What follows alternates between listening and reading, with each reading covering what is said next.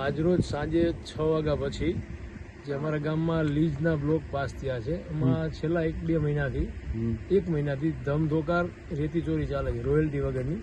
આખા દિવસમાં તમે આજે મેં જે ગાડી પકડી છે આ ગાડી એનું આજની 1:28ની રોયલ્ટી બનેલી છે 225 કિલોમીટરની. પણ એ ગાડી સાંજે ત્યાં હતી ત્યારે જ ભરવા અમારી પાસે વિડીયો પ્રૂફ છે. તો એનું જો ખનિજ ડિપાર્ટમેન્ટને બોલાવ્યું, મામલતદાર સાહેબ આવ્યા, પોલીસ ડિપાર્ટમેન્ટ આવ્યું, મામલતદારને અમે બધા એના જે ઇલીગલ સટ્ટા છે બધું અમે બતાવ્યું. ખનિજના અધિકારીઓ અમને સાંભળ્યા તો પછી આ ગાડી લઈને અહીંયા આવ્યો. પણ ખનિજને અમે કીધું કે ભાઈ મશીન લોડ કરે છે તો એ 6 વાગ્યા પછી આપણે લીઝ એમાં નથી લોડિંગ થતું.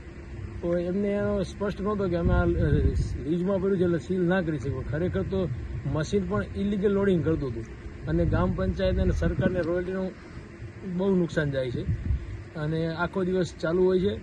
6:30 પછી ગામે જનતા રેડ કરી, પછી ખનિજને ત્યાં બોલાવ્યું એટલે ખનિજે કાર્યવાહી કરી અને ગાડી અહીંયા લાવ્યા છે. પણ હવે અમારી એક જ રિક્વેસ્ટ છે ખનિજ ડિપાર્ટમેન્ટને બધા તંત્રોને કે ભાઈ આ ગાડીનું જીપીઆર ચેક કરવામાં આવે તો એનાથી ખબર પડે કે ભાઈ ગાડી કેટલી આખા દિવસમાં કેટલા જે ચક્કર માર્યા છે અને એનો જે 225 કિલોમીટરનું જે કહે છે ખરેખર ગાડીનું જીપીઆર ચેક કરે તો અહીંયાથી 1 કે 2 કિલોમીટર સટ્ટો થાય છે જે ઇલીગલ છે. તો ખનિજ ડિપાર્ટમેન્ટને એ બી વિનંતી કે આ સટ્ટો સીઝ કરે સટ્ટાનું, અને અમારા ગામમાં જે અમે જે જગ્યાએ જનતા રેડ એનું બેનું સેમ્પલ લે, સેમ્પલ મેચ થશે.